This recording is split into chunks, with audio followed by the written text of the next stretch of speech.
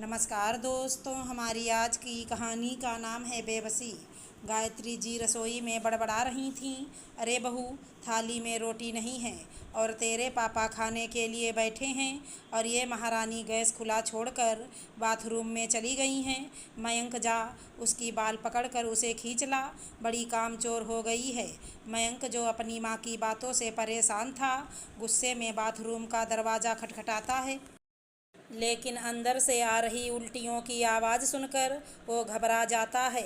उल्टे पांव दौड़कर वापस आता है और कहता है, मम्मी वो तो तेज़ तेज़ उल्टियाँ कर रही है, मुझसे ये सब देखा नहीं जा रहा।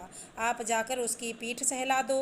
गायत्री जी व्यंग्य में कहती हैं, अरे बड़ा आया जोरू का गुलाम, उल्टियाँ ही तो हो रही हैं, कोई मरने वाली तो नहीं है। ज़्यादा चिंता मत कर, टिफ़िन पैक रखा है, दुकान पर जा। मयंक सिर झुकाए दुकान पर चला जाता है। उसे अपनी पत्नी की चिंता तो होती है, पर माँ के डर से रुक नहीं सकता।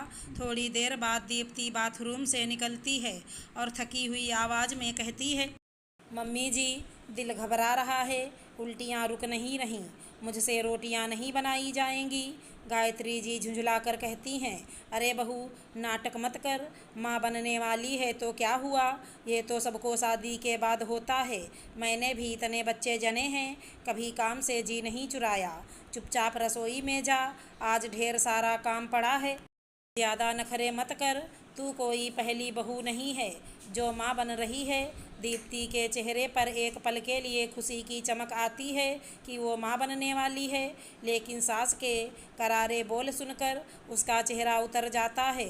वो रसोई में जाकर काम करने लगती है। मन तो हो रहा था कि थोड़ी देर आराम कर ले, पर सास की बातें उसके कानों में गूंजती रहती हैं। रसोई का काम निपटा कर दीप्ति खुद के लिए कुछ चटपटा ढूंढने लगती है।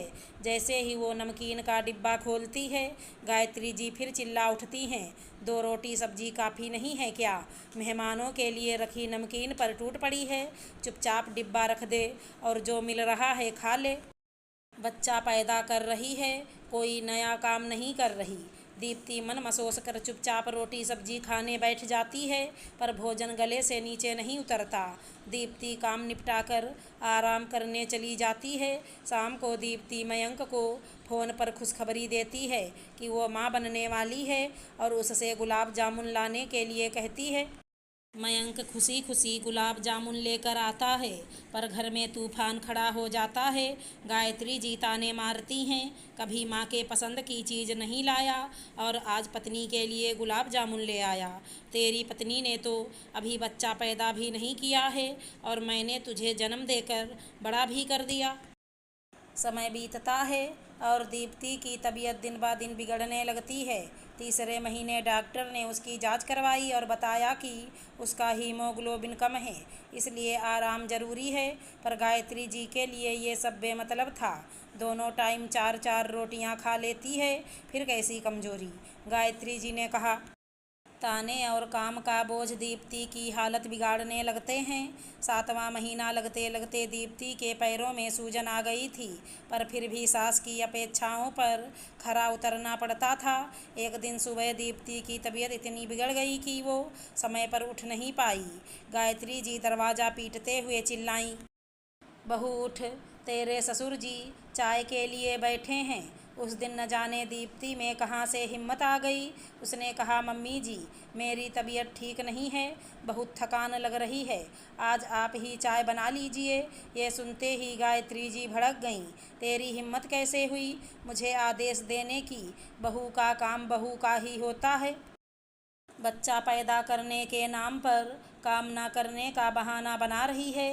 दीप्ति ने हिम्मत जुटाकर कहा, मम्मी जी, ये बच्चा सिर्फ मेरा नहीं है, आपके बेटे का भी है और ये आपके परिवार का हिस्सा है। जब माँ खुश नहीं होगी तो बच्चा कैसे स्वस्थ रहेगा? आपने भी बच्चे जने हैं, पर क्या ज़रूरी है कि वही कष्ट मैं भी सहूँ? आपने जो सहा वो आपकी मजबूरी थी, पर मेरे पास आप सबका साथ है। फिर दीप्ति मयंक की ओर देख कर बोली, काश तुम मेरी तकलीफ़ समझ पाते। 7 फेरे लिए थे, 7 वचन दिए थे, पर एक भी निभा नहीं पा रहे हो। जब पति अपनी पत्नी का साथ देता है तो दुनिया की कोई तकलीफ़ बड़ी नहीं लगती। एक सुबह दीप्ति की नींद देर तक नहीं खुली। गायत्री जी दरवाजे के बाहर खड़ी होकर ज़ोर ज़ोर से चिल्लाने लगीं, बहू उठ, कितना सोएगी, सुबह हो गई है, काम करने का बहाना मत बना, खाना बनाने में देर हो रही है।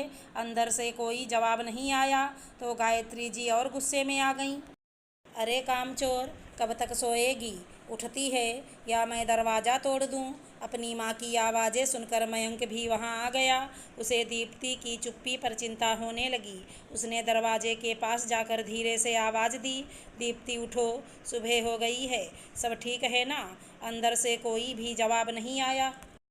अब मयंक घबरा गया। उसने कुछ देर और दरवाज़ा खटखटाया, लेकिन जब अंदर से कोई हलचल नहीं हुई तो उसने झटके से दरवाज़ा तोड़ दिया। दरवाज़ा खुलते ही जो नज़ारा सामने था उसे देखकर मयंक और गायत्री जी दोनों के होश उड़ गए। दीप्ति बेहोश हालत में फर्श पर पड़ी थी। उसका शरीर एकदम ठंडा हो चुका था और चेहरा पीला पड़ गया था। मयंक ने कांपते हाथों से दीप्ति को उठाया और घबराई हुई गायत्री जी के साथ उसे तुरंत अस्पताल लेकर भागा। अस्पताल पहुंचते ही डॉक्टरों की टीम ने दीप्ति को इमरजेंसी वार्ड में ले लिया। कुछ समय बाद डॉक्टर बाहर आए और गंभीर स्वर में बोले, इनकी तबीयत बहुत नाजुक है, शरीर में अत्यधिक कमजोरी है और ब्लड प्रेशर भी खतरनाक रूप से कम हो गया है। इन्हें लंबे समय से सही पोषण और आराम नहीं मिला, जिससे ये हालत हुई है। डॉक्टर की बात सुनते ही गायत्री जी की आंखों से आंसू बहने लगे। उन्हें अपने किए पर गहरा पछतावा होने लगा। उनके सामने दीप्ति की वो सारी तकलीफ़ें घूम गईं जिन पर उन्होंने कभी ध्यान नहीं दिया था। गायत्री जी रोते हुए डॉक्टर के सामने हाथ जोड़कर बोलीं, डॉक्टर साहब, मेरी बहू को बचा लीजिए, मुझसे बहुत बड़ी गलती हो गई है। मैंने इसे कभी चैन से जीने नहीं दिया, कभी आराम नहीं करने दिया। यह बच्चा सिर्फ इसका नहीं, हमारा भी है। इसे और हमारे आने वाले पोते को बचा लीजिए। मैं सारी ज़िंदगी इसका कर्जदार रहूँगी।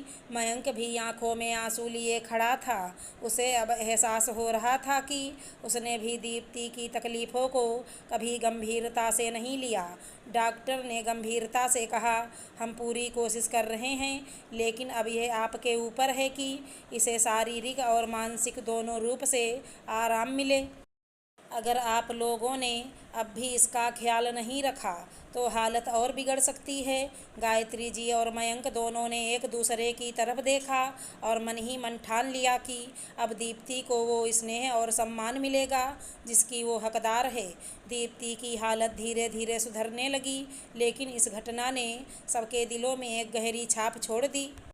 अब गायत्री जी बहू को बेटी की तरह मानने लगीं और मयंक भी अपनी जिम्मेदारी समझकर दीप्ति का हर कदम पर साथ देने लगा।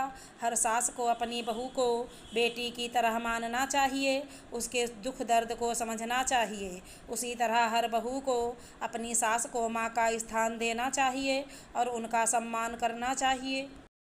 जब दोनों के बीच प्यार, समझ और सम्मान होता है तभी घर में सुख, शांति और समृद्धि आती है। अगर हमारी कहानी पसंद आई हो तो चैनल को लाइक, शेयर, सब्सक्राइब करें। राधे राधे दोस्तों।